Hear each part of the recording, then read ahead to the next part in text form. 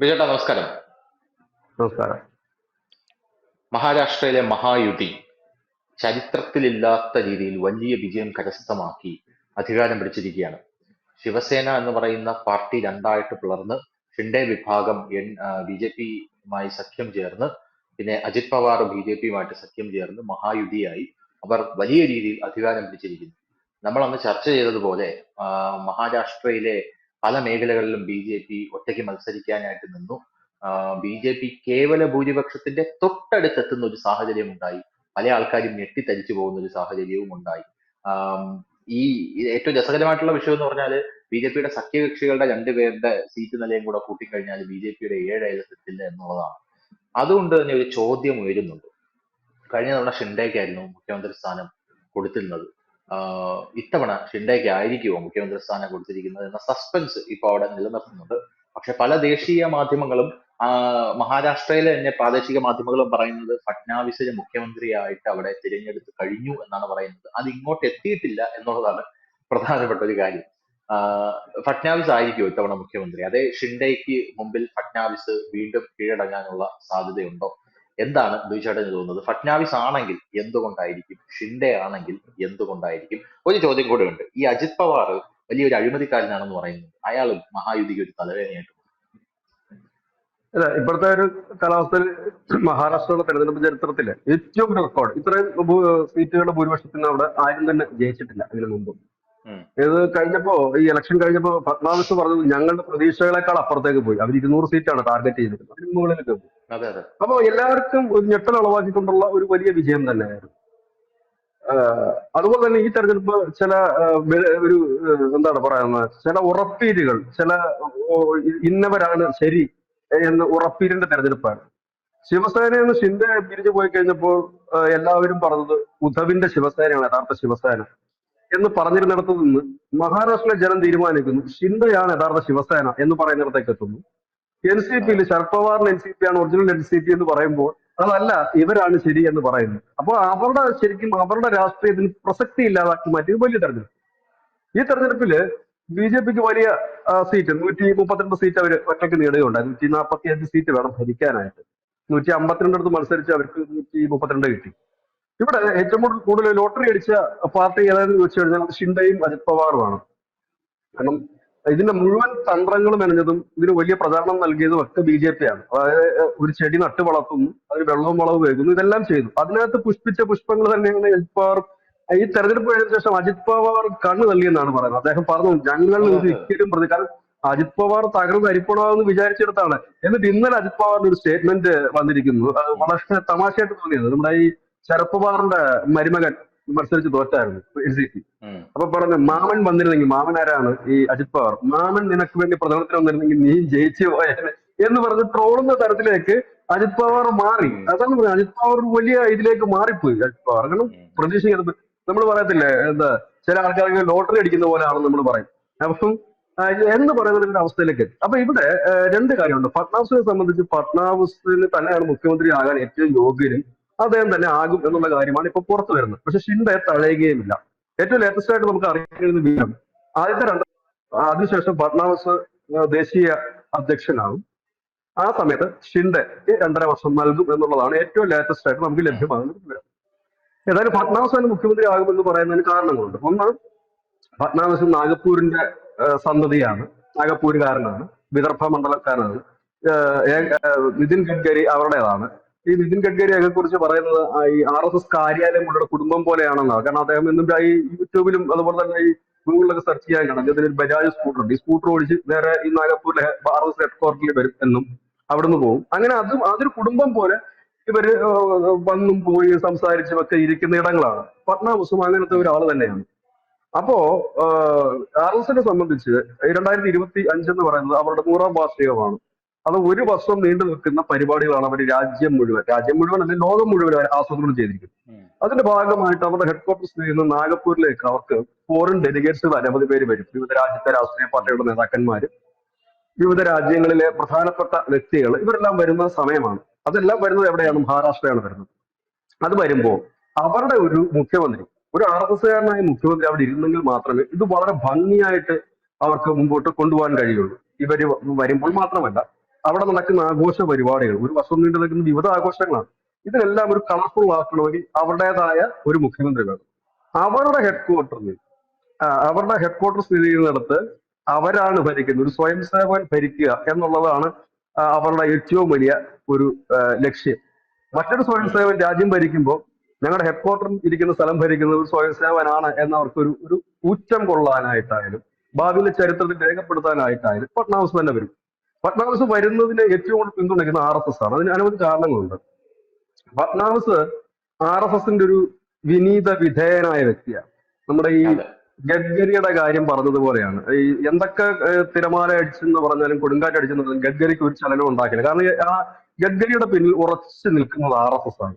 അതുകൊണ്ട് ഗഡ്കരി ഒരു വഴി കൂടെ അങ്ങ് പോകും, ബാക്കിയുള്ളവർ മറ്റൊരു വഴി കൂടെ പോകും. ഈ ആന പോകുമ്പോൾ നമ്മൾ തടയാൻ നിൽക്കത്തില്ലെന്ന് പറഞ്ഞാൽ അതൊരു വഴി അങ്ങ് പൊയ്ക്കൊണ്ടിരിക്കുകയാണ് എന്ന് പറഞ്ഞാൽ ഈ ഫട്നാവിസിനെ സംബന്ധിച്ച് അദ്ദേഹം മുഖ്യമന്ത്രി ആകുക എന്നുള്ളത് വലിയ സ്വപ്നം തന്നെയായിരുന്നു. അദ്ദേഹം ഉം. അതിനു വേണ്ടിയിട്ടുള്ള എല്ലാ തന്ത്രങ്ങളും പയറ്റി ശിവസേന പിളർത്തി. ഇത്തവണത്തെ മഹാരാഷ്ട്ര തെരഞ്ഞെടുപ്പ് ശ്രദ്ധിച്ചാൽ മനസ്സിലാകും, മോദി അല്ലായിരുന്നു അവിടെ താരം. ഈ ഹരിയാനയിലെ മഹാരാഷ്ട്രയിലൊക്കെ തെരഞ്ഞെടുപ്പ് നമ്മളെ പഠിപ്പിക്കുന്ന ഒരു പാഠമുണ്ട്. എന്താന്ന് വെച്ചാൽ മോദി ഇല്ലെങ്കിലും BJP ജയിക്കും. അതെ അതെ BJP കാരുടെ വലിയ ആശങ്ക മോദി പോയാൽ എന്ത് ചെയ്യുമെന്ന് വെച്ചപ്പോൾ മോദി ഇനി വേണ്ട.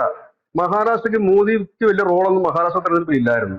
അദ്ദേഹം പങ്കെടുത്ത് തന്നെ വളരെ, എനിക്ക് തോന്നുന്നു 3-4 റാലികളാണ് അദ്ദേഹം പങ്കെടുത്തത്. ആലോചിക്കണം, 2014-ലും 2019-ലും അദ്ദേഹം ഏറ്റവും കൂടുതൽ റാലികളിൽ മഹാരാഷ്ട്രയിൽ പങ്കെടുത്തത്. കാരണം UP കഴിഞ്ഞാല് 48 ലോക്സഭാ സീറ്റുള്ള മഹാരാഷ്ട്രയാണ് ഏറ്റവും വരുന്നത്. അവിടെ പങ്കെടുത്ത അദ്ദേഹം ഇപ്രാവശ്യം 3-4 റാലികളിൽ മാത്രമാണ്. എനിക്ക് തോന്നുന്നത് അത് റാലി എന്നും പറയാൻ കഴിയില്ല. കാരണം തെരഞ്ഞെടുപ്പ് പ്രഖ്യാപിക്കുന്നതിന്റെ 2 ദിവസം മുമ്പ് അദ്ദേഹം വന്നിട്ട് അവിടെ ഒരു 7000 കോടി രൂപയുടെ പദ്ധതി സമർപ്പിച്ചു. ഉം. അങ്ങനെയൊക്കെ അതെ. ചില കാര്യങ്ങളാണ്. അതുപോലെ തന്നെ അവരുടെ അടിത്തട്ടിൽ മുഴുവൻ ഫട്നാവിസിനെ മുന്നിൽ നിർത്തിക്കൊണ്ട് അത് ശ്രദ്ധേയമായ ഒരു കാര്യം എന്ന് വെച്ചാൽ ഈ ഇപ്പൊ നടന്ന 2024 ലോക്സഭാ തെരഞ്ഞെടുപ്പിന് BJP തറപറ്റിപ്പോയി, അവരുടെ മഹായുതി തകർന്നു പോയി. ആ സാഹചര്യത്തിൽ ഫട്നാവിസ് നേരെ പോകുന്നത് RSS കാര്യാലയത്തിലാണ്. പക്ഷെ നമ്മളടക്കമുള്ള മാധ്യമങ്ങൾ അത് റിപ്പോർട്ട് ചെയ്തത് RSS വിളിച്ചു വരുത്തി എന്നുള്ളതാണ്. പക്ഷെ പിന്നീട് അറിഞ്ഞത് നേരെ കാര്യാലയത്തിൽ പോവുകയും കാര്യങ്ങൾ ധരിപ്പിക്കുകയുമായിരുന്നു. അവർ ഉം. പറഞ്ഞതനുസരിച്ചാണ് മുൻപോട്ട് പോയത്. അവരുടെ കയ്യിലേക്ക് കൊണ്ടെല്ലാം കൊടുത്തു, തനിക്ക് ഇനി മുമ്പോട്ട് പോകാൻ കഴിയില്ല, രക്ഷിക്കണമെന്നുള്ളത്. ഉം. അവരുടെ കൂടെ നിർദ്ദേശാനുസരണമാണ് പൊതുജനങ്ങളോട് മാപ്പ് പറഞ്ഞത്, പ്രവർത്തകരോട്. അത് വലിയ ഉം. വാർത്തയായിരുന്നു. വലിയൊരു റാലിയിൽ ഫട്നാവിസ് പറഞ്ഞു, മാപ്പ് തരണം, ജനങ്ങളോട് ക്ഷമിക്കണം, ഞങ്ങൾ ഒരുപാട് അലസന്മാരായിപ്പോയി, മടിയന്മാരായിപ്പോയി, ഞങ്ങൾക്ക് പ്രവർത്തിക്കാൻ പറ്റില്ല, എല്ലാ പ്രവർത്തകരോടും മാപ്പ് പറഞ്ഞു, നമുക്ക് തിരിച്ചു ഉം. വരണം എന്ന് പറഞ്ഞുകൊണ്ട് ഇറങ്ങിയത് പറഞ്ഞു. അവിടെ ഈ ഹരിയാനയിൽ ചെയ്ത പോലെ തന്നെ ഒരു നല്ല സോഷ്യൽ എഞ്ചിനീയറിംഗ് നടത്തുവാനായിട്ട് RSSനും ഒപ്പം തന്നെ ഈ ഫട്നാവിസിനും കഴിഞ്ഞിട്ടുണ്ട്.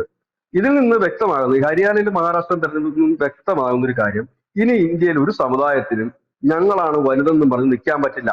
ഇപ്പൊ നമ്മുടെ ഇപ്പൊ ഉം. കേരളത്തിലാണെങ്കിൽ NSS, SNDP തുടങ്ങിയ സമുദായങ്ങൾ തെരഞ്ഞെടുപ്പ് കാലത്ത് വരുമ്പോൾ ഞങ്ങളെ പണിക്കാൻ ഇനി BJP എടുത്ത് ഈ കളി ഇന്ത്യയിൽ ഒരിടത്തും നടക്കത്തില്ല. ഹരിയാനയിൽ ജാട്ടുകളൊക്കെ കൂടെ ഏകീകരിച്ചപ്പോഴത്തേനും അവർ ബാക്കിയുള്ളവരെ ഏകീകരിച്ച് ജാട്ടുകളെ പൂട്ടിക്കെട്ടി തകർത്ത് തരിപ്പണമായി കളഞ്ഞു.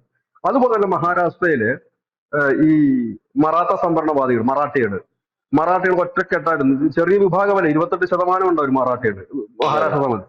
അവർ ഒറ്റക്കെട്ടായിട്ട് നിന്നു. അവർക്കെതിരെ OBC-ക്കാരെ SC ST-ക്കാരെയും കൂടെ കൂട്ടിക്കെട്ടി സകലമാന പെണ്ണുങ്ങളെ വീട്ടിൽ നിന്നിറക്കി വോട്ട് ചെയ്യിക്കുന്ന പരുവത്തിലേക്കുള്ള സ്കീമുകൾ കൊണ്ടുവന്നു. അതോടുകൂടി ഇനി മറാഠി സംവരണം എന്ന് പറഞ്ഞിട്ട് ഈ പറയുന്ന പുള്ളിയുടെ ജരംഗ ഒക്കെ ഇനി ഇറങ്ങാൻ വഴിയില്ല, തീർന്നു, അദ്ദേഹത്തിന്റെ പണി തീർന്നു എന്ന് തന്നെ പറയാം. അതാണ് ഞാൻ പറഞ്ഞത്, ജാട്ടുകൾ ഇനി ഒരിക്കലും തലപൊക്കത്തില്ല. BJP-യെ മറിച്ചിടാൻ വേണ്ടി ജാട്ടുകൾ ശ്രമിക്കുന്നില്ല. കാരണം ജാട്ടുകള് ആ സമൂഹത്തിൽ നിന്ന് അകന്നു. അതാ ഞാൻ പറഞ്ഞത്, ഇന്ത്യയില് ഈ ജാതികളുടെ മുഷ്ക് ഇല്ലെങ്കിൽ ഈ സമുദായങ്ങളുടെ മുഷ്ക് തീർന്നു എന്നുള്ളതാണ് ഈ 2 തെരഞ്ഞെടുപ്പിൽ നമുക്ക് കാണിച്ചു തരുന്ന കാര്യം. അപ്പൊ അങ്ങനെ ഉം. കൂട്ടിക്കെട്ടി ഒരു വലിയ വിജയം കൊണ്ടുവന്നു. എല്ലാവരും പറഞ്ഞത് മറാത്ത സമ്മേളനത്തിൽ BJP കടാപഴകുമെന്നാണ്. മറാത്ത സമ്മേളനം ഏറ്റവും കൂടുതൽ നടന്നൊരു സ്ഥലം വിദർഭ ഏരിയ ആണ്. ആ വിദർഭ ഏരിയയിൽ മത്സരിച്ചതില് ഏതാണ്ട് ബഹുഭൂരിപക്ഷം സീറ്റുകളും BJP ആണ് നേടിയത്.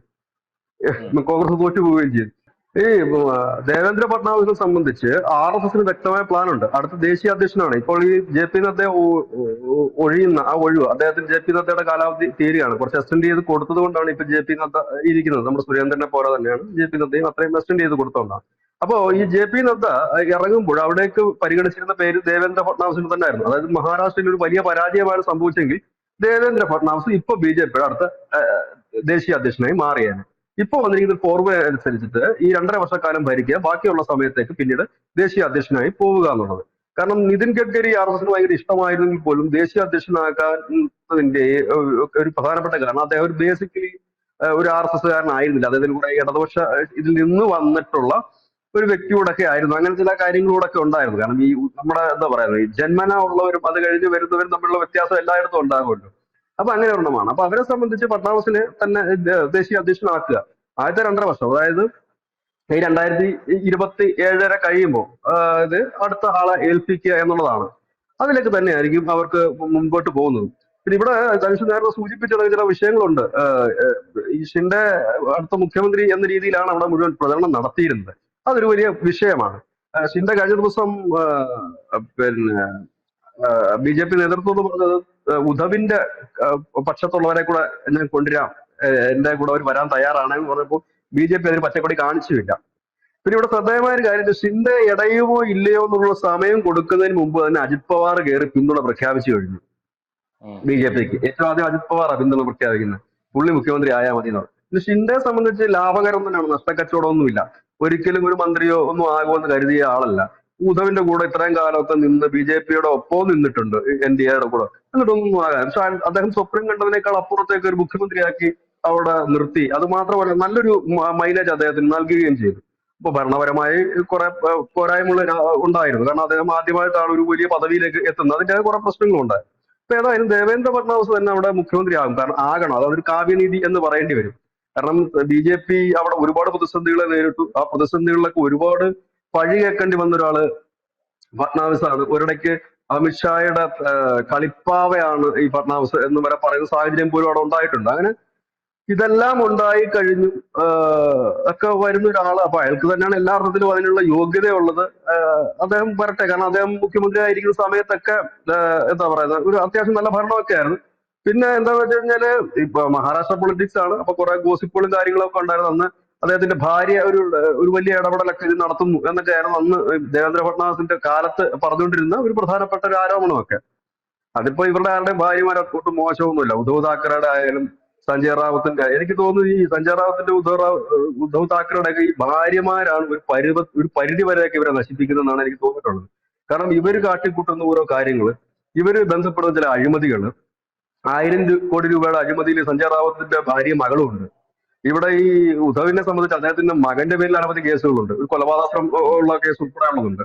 അവരുടെ ഈ കുറെ ബിസിനസ് ബന്ധങ്ങൾ, ഭാര്യയുടെ മകന്റെ എല്ലാം, ഇതെല്ലാം തന്നെയാണ് ഇവരെ ഒരു പരിധിക്ക് അപ്പുറത്തേക്ക് അപ്പൊ മഹാരാഷ്ട്ര പൊളിറ്റിക്സിൽ അങ്ങനെയുള്ള ഗോസിപ്പുകൾക്കൊന്നും പഞ്ഞമൊന്നും ഉണ്ടാകത്തില്ല. അതിപ്പോ ആര് മുഖ്യമന്ത്രി ആയാലും ഇങ്ങനെയുള്ള അനവധി ഗോസിപ്പുകളൊക്കെ വരും.